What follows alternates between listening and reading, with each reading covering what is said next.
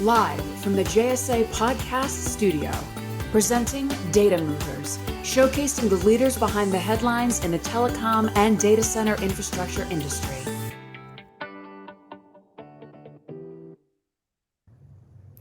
Welcome, everybody. This is Data Movers. I'm your host, Jaymie Scotto, founder and CEO of JSA, along with my fabulous co-host, you know him well, the top B2B social influencer in our space, Mr. Evan Kirstel. Hey, Evan. Hey, everyone. Hey, Jaymie. How are you? Really good, really good. Just got back from just got back from ITW, International Telecoms Week. So much going on in our industry, and so glad to get home too. It's exhausting. Well, it is exhausting, but we've been doing this for a couple years. We can't give up now. So Data Movers is where we sit down with the most influential men and women of today's leading telco and data center world, supporting the next generation of network requirements. And speaking of which, I think you're an Apple fangirl. Isn't that right, Jaymie? You know it. Apple all the way. Well, they've just passed or on the verge of passing $3 trillion in market capitalization, which is bigger than the GDP of many small countries, bigger than the stock market of the combined stocks of the United Kingdom. I mean, it really is something to behold. And there's even, I think you're a little bit responsible for that over the years, right? Maybe 1%. I was just thinking, I better calm down my Apple purchases. And they have the big WWDC, Worldwide Developers Conference, next month, a couple weeks away, where they anticipate Apple glasses, which would be the buzz is there. People like you love creating the buzz, but they got to deliver on the products. Do you think you'd wear Apple glasses? Have you ever worn a VR headset? I have. And then once was enough? Was that the point?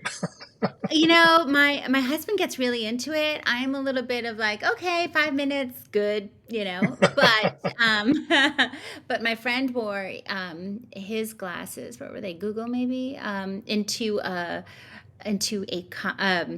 concert that they all took your cell phones, and so he was able to take some pictures without anyone realizing that it was on his glasses. So I mean, technology is cool. It's out there. There are uses for it.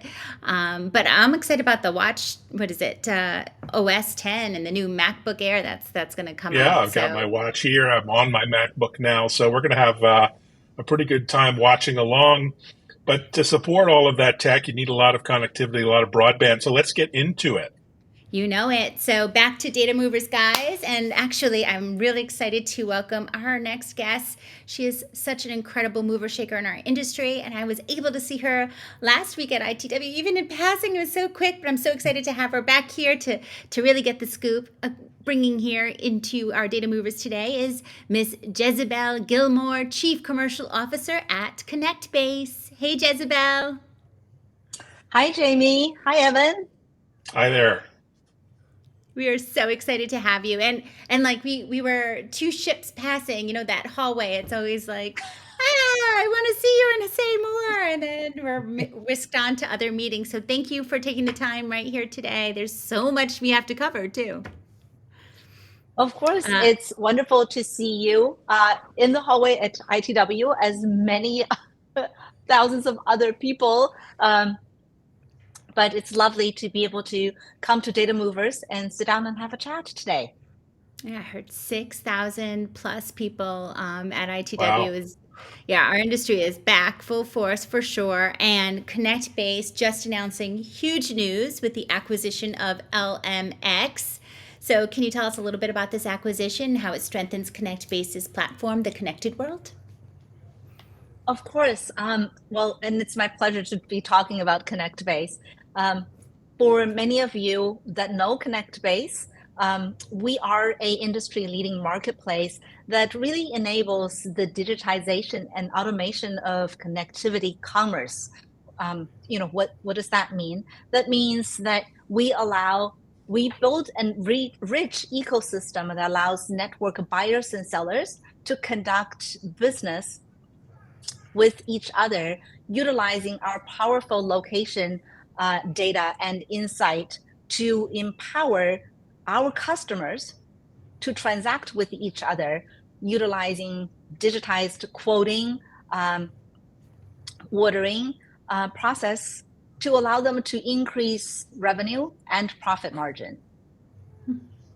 And so coming back to talk about the acquisition of LMX, right? They are similar to Connectbase, but in EMEA, in Europe, and having them be a part of the Connectbase ecosystem really allows Connectbase to become the largest connected global API ecosystem for all the telecom service providers. And so that allows us to show over 2 billion global locations for our connected ecosystem members, that's the buyers and sellers, to be able to look for last mile and middle mile connectivity services for serviceability, pricing, and even to place orders through the marketplace. How incredible. That's fantastic. And I'm a huge fan of Connectbase, and not just because you're headquartered here in Massachusetts, where all the wicked smart people are based, but also, going international is always exciting for a younger company. So you hired a new VP of sales for EMEA. Tell us about your plans for growth there. Oh, absolutely. So we brought in Edison Smith to come and help lead our EMEA growth. And Edison is a 20-year veteran in with special skills to grow disruptive growing companies in the telecommunications industry. And that truly brings value to Connectbase's customers and LMX's customers with a insightful sales process and support ongoing. I think that will benefit both the company and as well as our customer base going forward. And the story with Connectbase is one of just incredible transformative growth. I know last year, incredible year you guys had. I don't know, 2023 is already incredible, but back in February 2022, I remember you guys rebranding from Connected to Fiber to Connectbase. Beautiful rebrand, by the way. And in October 2022, Connectbase raised $22 million, right, in Series C funding, led by Digital Bridge Ventures, always there to support our industry. What do you attribute your company's current growth to? Oh, there are so many different things that contributes to the growth of Connectbase. I think, to me, one is the vision that Ben Edmond, our CEO and founder, had for the industry, knowing that automation and digitization is the key for effective communication and commerce between the different service providers within our industry. And two, the digital transformation across the globe from every enterprise that not only needs to transform themselves, but relies on the underlying network services to actually transform. How could you transform digitally without getting the data from one place to another? So the growth of the telecommunications industry is paramount to the success of digital transformation, and the need to digitally transform our own industry in support of the growth of our industry is another factor.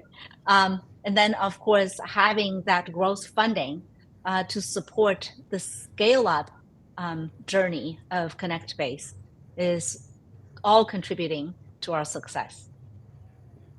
Fantastic. So we haven't been introduced before this call, so I checked you out on LinkedIn, and you were prior to Connectbase with a founding member of Network as a Service Provider Packet Fabric, who I remember well. And your resume really reads like a who's who in our industry, which is amazing, especially considering how few women there are in leadership roles, to be frank. So tell us about your journey before Connectbase. Well, thank you very much. And I was going to say that what you see on there also shows a lot of stumbling and trials and tribulations through a career. And I got to say that as a woman, I'm told that I have thick skin, and and I do. But also, I have very thin skin, by the way, so be careful of this. Very sensitive. Well, you very probably sensitive. have better skin than me. It must be all the skin product I've been using. But it's the resiliency of every individual, and every time that I fail, and there has been a lot of failures in my career, I got up and did it again until I was successful. And that is what really helps to build the confidence, right? It's not that I was success the first time, but that I didn't succeed the first time, but I continued at it. And I think that really is what helped me to get to where I am today. Well, that's such a great message, the way you put that. And if I ever need to apply for a job again, I'm totally going to use that word for word, because it was very, very powerful. Jaymie? Yeah, resiliency. Spoken. Resiliency, yes. Spoken as the true leader you are, and talking about your leadership roles. You've been across organizations such as GTT, IX Reach, now PCCW Console Connect, Nanog, of course. Why did you decide to make that jump to one of our favorite companies, Connectbase? Because I truly love the industry, and I believe that Connectbase is doing something that is truly needed and beneficial for the industry as a whole. In order for the industry to function more effectively and in an optimized fashion, we need to go through the automation, the digitization journey, the digital transformation journey. And Connectbase has built a platform in support of that for the different service providers to be working with each other. I truly believe that the success of the telecommunications industry relies on the collaboration of and open-mindedness of all the different players. And in order for that to happen, there has to be a platform like Connectbase.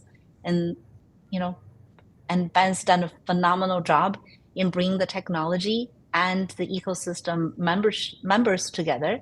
And so I'm here to help him scale that up and bring it to market. And globally. Absolutely, for sure. Which is mind-blowing with that latest acquisition, your latest hires. I mean, unbelievable. $2 billion. That's incredible. So well done. Already. So absolutely, congratulations on that. So you have a great track record of transformation in organizations and helping businesses with growth. And, we're in a difficult time, a lot of change, a lot of uncertainty and risk. So what do you advise to have to your peers, other senior level leaders, executives, on leading teams to be successful through turbulent times? Great question. That's a great question. And I'm going to say that for every challenge, there's an opportunity. And so in the most challenging times, that means there's the most number of opportunities as well. And I truly believe that the companies are made with people, and we have built a super strong team in support of the scale up. We're no longer a startup, we are a scale up now.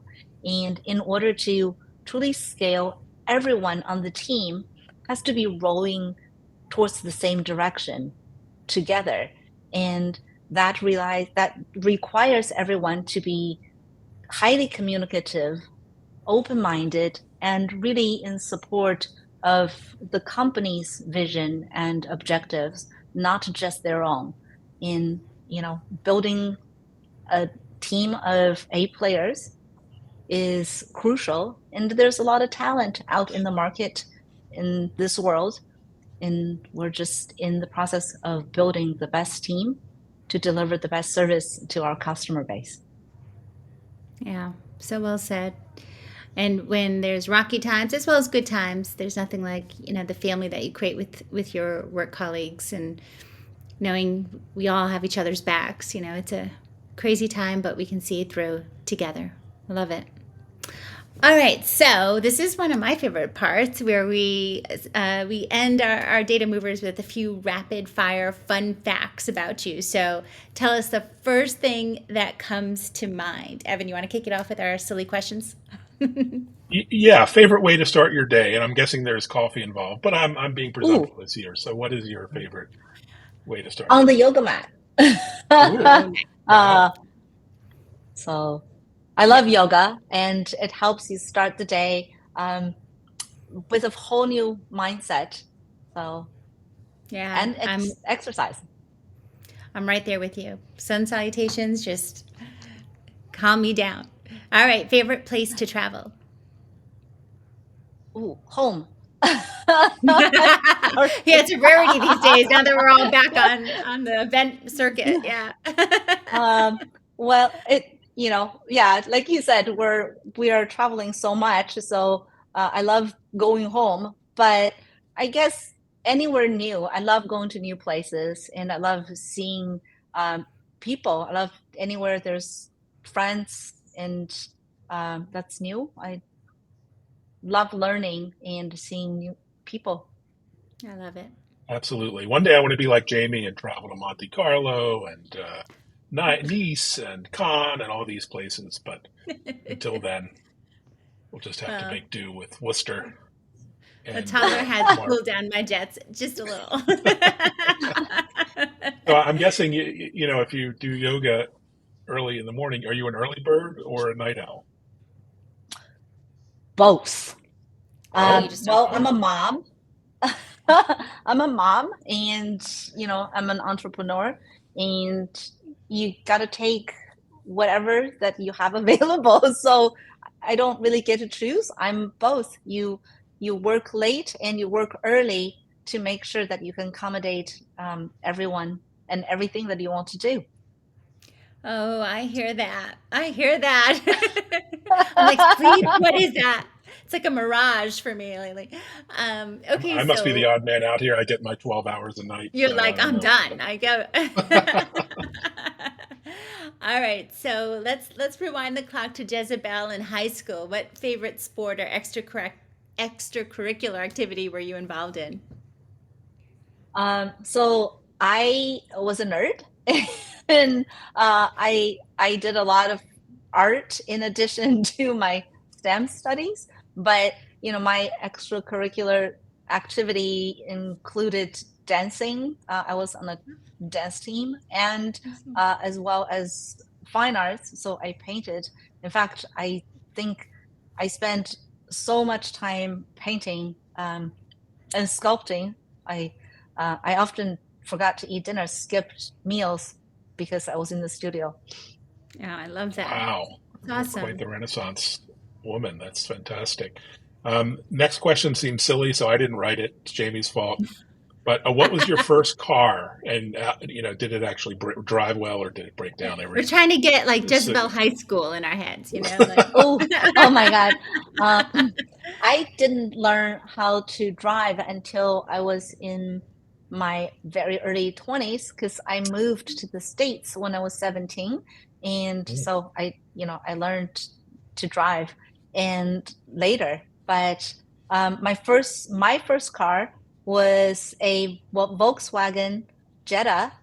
It's red, and it was a Wolfsburg edition. I remember clearly. But man, that was a cute little car, and I drove it not that much, to be honest. I lived across the street from the office, and for the convenience. So it was actually, I have to drive 4.5 blocks because all the streets were one way to park in the employee parking lot when I lived one Right. block from the office and I could just walk. So it's actually faster to walk from my apartment to the office than from the parking lot, the employee parking lot, to the office. So I never drove to work. And more green. So you were thinking green even back Yes, then. absolutely. And what is, last question, what is your biggest inspiration and why? Or who? Who is your Ooh. biggest inspiration and why? Oh, mm, And you can't say Evan this is a Christel. funny one. Evan, since you're in Worcester, I was going to say maybe we should catch up in person at some point. Come into the Connectbase office, and I've been show you there around. once. I would love to get an update. This was like years and years ago, so I'm sure you've grown by orders of magnitude. But yes, absolutely. That sounds like a blast.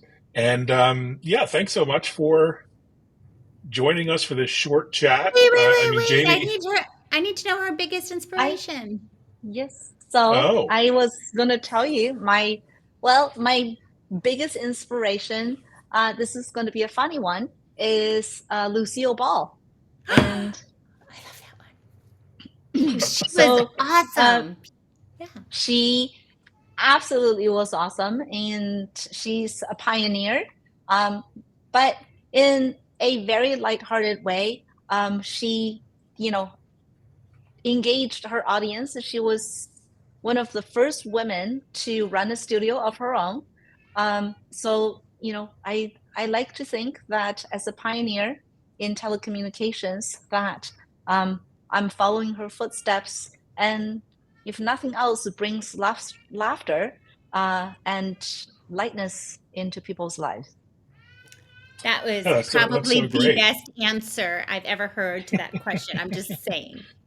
Yes, Oh. you don't hear that often. She overcame a lot of adversity. I think a lot of abuse, physical, and mental abuse, and Hollywood was terrible did. for women. So that's quite a story she has. So wow, really great.